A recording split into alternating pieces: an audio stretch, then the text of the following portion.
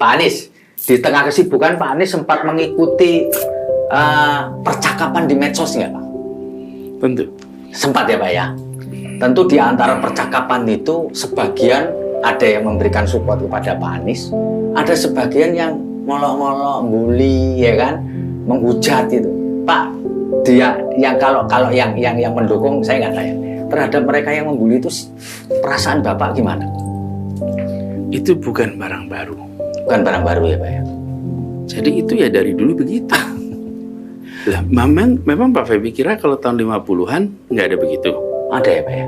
Di mana-mana ada, dari dulu ada. Atau bedanya apa? Bedanya dulu nggak kedengeran. Ya. Oke? Ya. Tapi Pak, di warung kopi, di mana-mana membicarakan tentang politik, Tapi tentang tokoh, semua dulu. Cuman dulu itu obrolan di warung kopi di kota X nggak kedengeran sama kita di Jakarta. Ya. Di kota, padahal di mana-mana orang yang membicarakan. Ya. Dan membicarakan dengan tone yang bervariasi. Ya. Ada yang positif, ada yang negatif. Ya. Jadi kalau adik bahasa Jawa ngerasani itu Ya. bukan barang baru. Dibicarakan dengan negatif juga bukan barang baru. Ya. Kenapa jadi terkejut? Jadi buat Pak Anies biasa baik. Bukan buat saya saja, buat siapapun yang menjadi student of history, siapapun yang pernah membaca perjalanan sejarah, Ya. pasti tahu itu normal. Iya. Itu normal. Bedanya dulu telinga kita cuma dua. Oke, sekarang Iya. timeline itu jadi telinga kita. Oke, jadi kita Iya. jadi seperti dengar semua. Ya. Relax saja, Relax aja, ya. Karena ini bukan fenomena baru. Yang baru itu telinga kita jadi banyak, namanya Ya. timeline tuh. Ketika buka timeline di situ kedengeran semua. Oke, nah jangan fokus pada noise. Noise itu akan selalu ada ya. Fokus pada apa yang sudah rencana akan dikerjakan. Lalu respon pada voice. Sesuatu yang substantif terhadap apa yang mau kita kerjakan. Ya. Karena memang tujuan kita adalah menuntaskan rencana. Kalau kita berada di pemerintahan ya menuntaskan rencana. Ya. Opini publik bisa dibentuk minimal dengan dua pendekatan. Satu, dengan kita merekrut orang sebanyak-banyaknya untuk mengatakan yang kita mau katakan, yang kita kehendaki. Ya. Merekrut orang itu diulang-ulang, Ya. sehingga nanti terbentuk opini. Ya. Ini adalah secangkir teh. Oke, kita minta 100 orang, tolong bunyikan nih secangkir teh. Ya. Tapi kita juga mau bilang, ini secangkir kopi, ayo panggil 100 orang untuk mengungkapkan 100 kopi. Oke. Atau kita dengan cara mengerjakan. Ya. Dan orang mengalami. Ya. Setelah orang mengalami, dia akan terbentuk persepsi. Ya.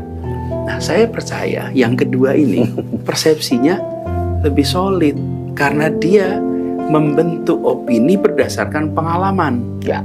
Bukan membentuk opini berdasarkan kata orang. Ya. Seperti orang jualan sampo. Kamu lihat kan? Orang yang mengiklankan ini samponya ABCDFG, kemudian ada orang yang memakai samponya. Ya.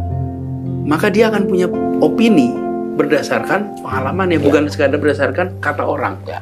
Nah, ketika kita berada di pemerintahan, saya waktu bertugas 5 tahun, saya meyakini bahwa warga Jakarta akan merasakan apa yang kita kerjakan karena saya berencana tugas 5 tahun di Jakarta. Ya. Lebih baik saya kerjakan itu semua, toh nanti mereka akan punya pengalaman, dari pengalaman itu terbentuk opini. Ya. Kalau saya di sini cuma setahun, ya saya cari orang sebanyak-banyaknya untuk mengatakan yang saya kerjakan cuma setahun. Tapi kalau saya kerjakannya 5 tahun, saya punya full period kok untuk mengerjakan. Ya, saya lebih cenderung untuk melakukan itu, termasuk ketika dengan sosial media. Ya, yang salah silakan dikoreksi lah. Ya. Jangan sebarkan hoax. Kira-kiranya nih. Ya. Tapi bagian saya, bagian deliver saja, bagian fokus pekerjaan saya.